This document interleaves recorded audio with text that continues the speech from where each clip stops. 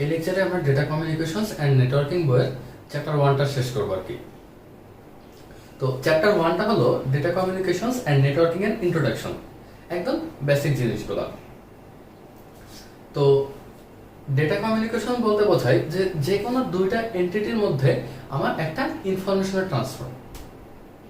তো এই এন্টিটি দুইটা যে কোনো কিছু হতে পারে, দুইটা ব্যক্তি হতে পারে, বা দুইটা ডিভাইস হতে পারে, বা একটা ডিভাইস আর একটা ব্যক্তি হতে পারে। তো এরকম যে কোনো দুইটা এন্টিটির মধ্যে আমার ইনফরমেশনের ট্রান্সফারটা হলো ডেটা কমিউনিকেশনস। তো এই ডেটা কমিউনিকেশনসের জন্য আমাদের যা যা লাগবে বা এটার কোয়ালিটি বিচার করার জন্য আমাদের যে জিনিসগুলো জানা লাগবে সেইগুলো বেসিক্যালি আমরা আজকের লেকচারে করব। ওকে, সো এখন প্রথমে আসি ইন্ট্রোডাকশনে। যখন আমরা দুইটা এন্টিটির মধ্যে ডেটা কমিউনিকেশন করতে যাব তখন আমরা কি করব, যে ধরো আমরা বিভিন্ন টাইপের ডাটা পাঠাইতে পারি। এই ডাটাগুলো বিভিন্ন ফর্মে হতে পারে। ফর এক্সাম্পল ধরো অডিও ডাটা হতে পারে, ধরো ভিডিও ডাটা হতে পারে, টেক্সট হতে পারে, যে কোনো টাইপের ডাটা। তো এইটা আমরা একটা নোড থেকে বা একটা ডিভাইস থেকে আরেকটা ডিভাইস বা একটা মানুষ থেকে আরেকটা মানুষের কাছে ট্রান্সফার করবো। সো এইটাই হলো আমার ডেটা কমিউনিকেশনস। তো এই পুরো চ্যাপ্টারটাতে মানে এই data communications and networking related যে ইন্ট্রোডাকশন চ্যাপ্টারটা আছে বা চ্যাপ্টার 1, এই পুরো চ্যাপ্টারটাকে আমার 4টা ভাগে সাজানো হয়েছে। তো প্রথম যে পার্ট, সেই পার্টে আমরা পড়বো হলো ডেটা কমিউনিকেশনস, এবং সেকেন্ড পার্টে আমরা পড়বো নেটওয়ার্কস। থার্ড পার্টটা সাজানো হয়েছে হলো ইন্টারনেট নিয়ে, এবং ফাইনাল পার্টটা প্রোটোকল।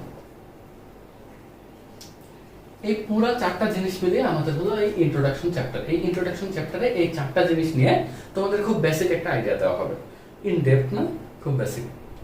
এখানে তেমন কোনো ম্যাথ নাই আমাদের, মানে কঠিন জিনিস বা মানে তোমাদের হয়তো ওই প্রোগ্রামিং পার্টটা কঠিন লাগতো অনেক, সো ওই প্রোগ্রামিং পার্টটা আমরা পার হয়ে চলে আসছি, এখন বেশিরভাগই থিওরি আর কি। আচ্ছা, তো আমরা ফার্স্ট পার্টে আসি। ফার্স্ট পার্ট হলো আমার ডেটা কমিউনিকেশনস। তো ডেটা কমিউনিকেশনস বলতে আমরা যেটা বললাম যে এটা হলো আমার একটা এ এন্টিটি, এখান থেকে আমরা এই বি এর কাছে একটা ইনফরমেশন পাস করব। সো এইটাই কি আমার একটা ডেটা কমিউনিকেশন সিস্টেম। তো এইটাকেই বলতেছে আমরা একটা ডেটা কমিউনিকেশন সিস্টেম। তো এই একটা ডেটা কমিউনিকেশন সিস্টেমের আমার 5টা এলিমেন্ট থাকা লাগে। যদি এই 5টা এলিমেন্ট আমার কোনো ডেটা কমিউনিকেশন সিস্টেমে থাকে বা কোনো সিস্টেমের থাকে, তাহলে সেটাকে আমরা ডেটা কমিউনিকেশন সিস্টেম বলতে পারবো। তো একটা ডেটা কমিউনিকেশন সিস্টেমসের 5টা এলিমেন্ট হলো, প্রথম এলিমেন্ট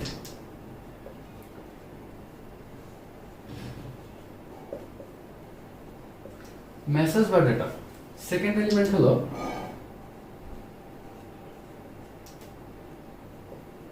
থার্ড হলো রিসিভার, ফোর্থ হলো ট্রান্সমিশন মিডিয়াম,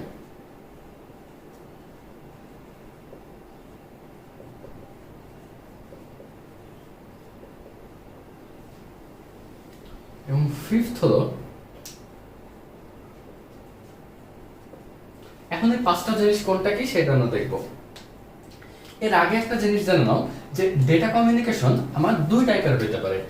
একটা হলো লোকাল, একটা হলো রিমোট। লোকাল যে ডেটা কমিউনিকেশন, এটা সাধারণত 2টা ব্যক্তির মধ্যে ফেস টু ফেস হয়।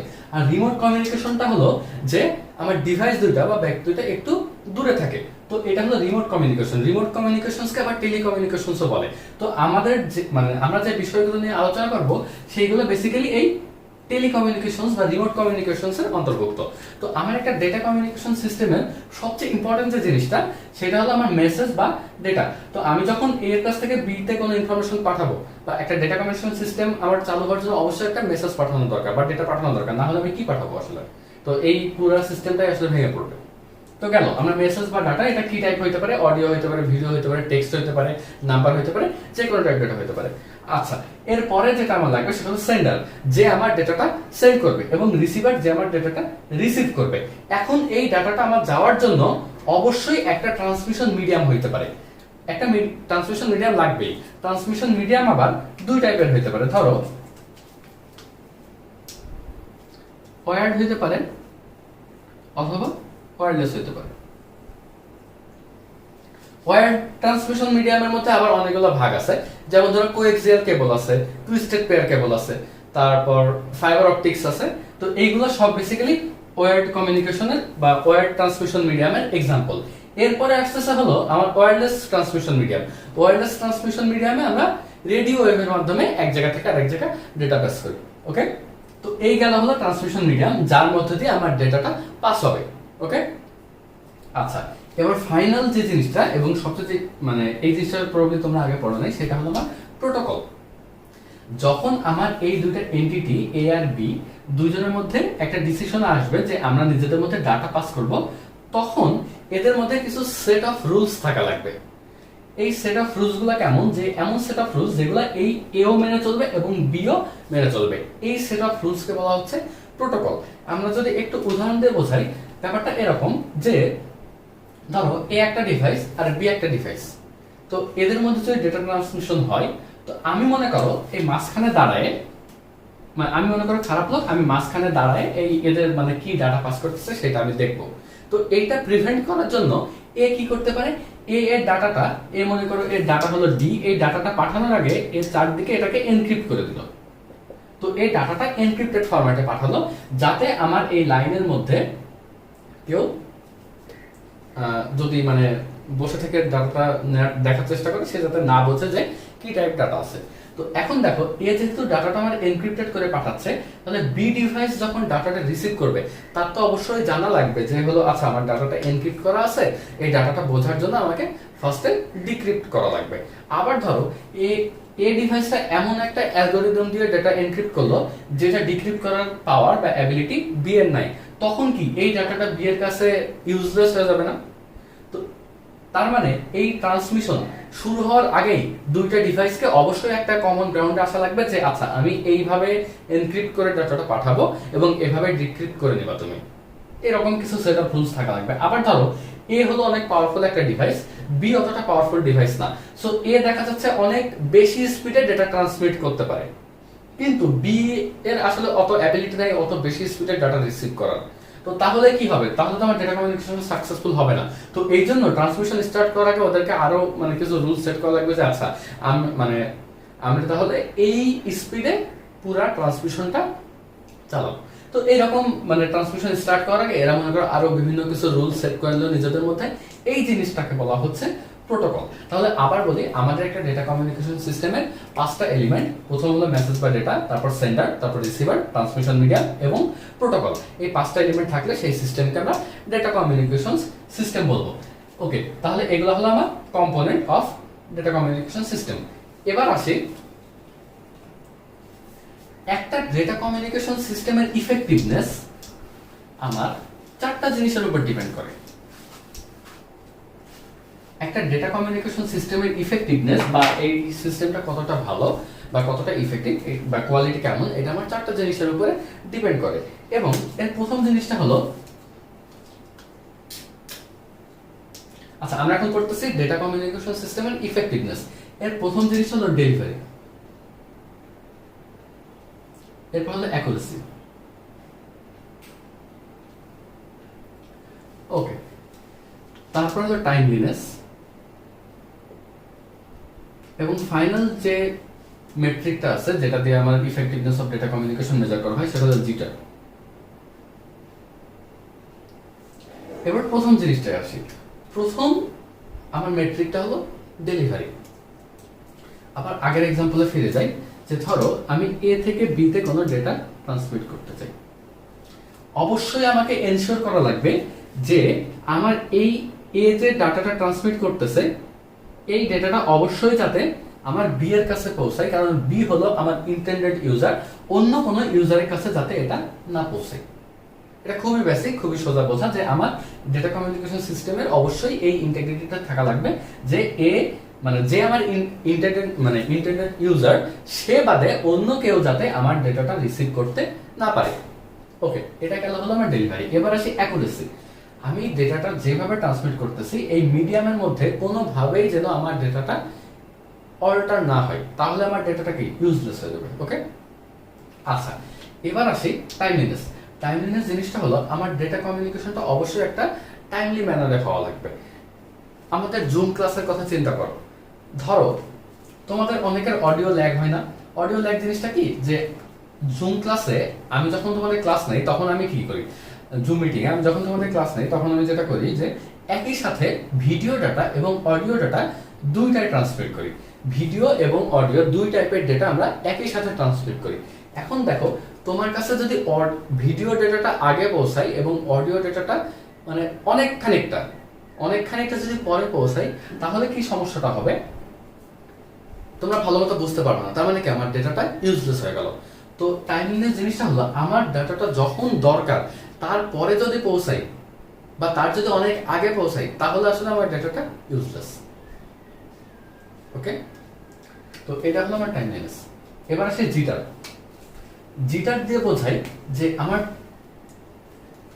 জিটার বোঝার আগে তোমাদেরকে যে জিনিসটা বোঝা লাগবে সেটা হলো প্যাকেট,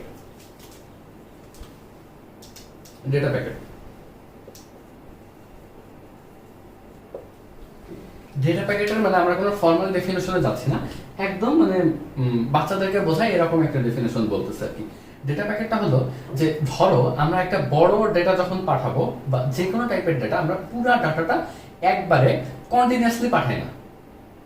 কন্টিনিউয়াসলি না পাঠায় আমরা কি করি যে এই ডেটাটাকে অনেকগুলো চাঙ্কে ডিভাইড করি, ইকুয়াল সাইজে চাঙ্কে ডিভাইড করি। তারপরে এই চাঙ্কগুলা সেন্ডার থেকে একটা একটা করে পাঠাই এবং রিসিভার এন্ডে যে সবগুলা চাঙ্ক একসাথে পৌঁছাইলে তারপরে সেটা জোড়া লাগে। ঠিক আছে, তো এই ডেটার ছোট ছোট যে চাঙ্কগুলো আছে এইগুলোকে বলা হচ্ছে হলো ডেটা প্যাকেট। এখন দেখো জিটার বলতে বোঝাই যে আমার এই প্রতিটা প্যাকেট মানে ডেলিভারির মধ্যে আমার একটা ইকুয়াল অ্যামাউন্ট অফ ডিলে থাকা লাগবে। কিন্তু এই প্রতিটা প্যাকেটের মধ্যে যদি আনইভেন ডিলে থাকে, যেমন ধরো আমি কিছু প্যাকেট পাঠালাম প্রতিটা প্যাকেটের মধ্যে 3 মিলি সেকেন্ড করে ডিলে দিয়ে এবং কিছু প্যাকেট পাঠালাম প্রতিটা প্যাকেটের মধ্যে 4 মিলি সেকেন্ড করে ডিলে দিয়ে, তো তাহলে কি হচ্ছে, দেখা যাচ্ছে যে আমার ভিডিও কোয়ালিটি শুরুতে একরকম ছিল এবং আস্তে আস্তে আমার ভিডিও কোয়ালিটি চেঞ্জ হচ্ছে। তো এই জিনিসটাকে বলা হচ্ছে হলো মানে uneven delay between packets is called jitter. Okay, তো এটা আমার যত কম হবে আসলে তত ভালো জিনিসটা, বুঝা গেছে? তো এই চারটা জিনিস দিয়ে আমরা হলো আমার একটা ডেটা কমিউনিকেশন সিস্টেমের ইফেক্টিভনেসটা মেজার করব। নেক্সট আমরা যে জিনিসটা করব সেটা হলো ডেটা ফ্লো।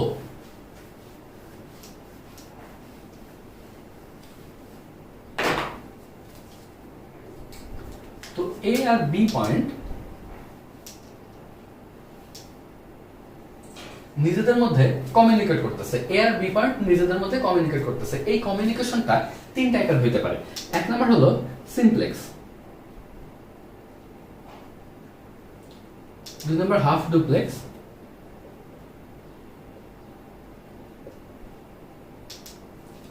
এবং থার্ড হলো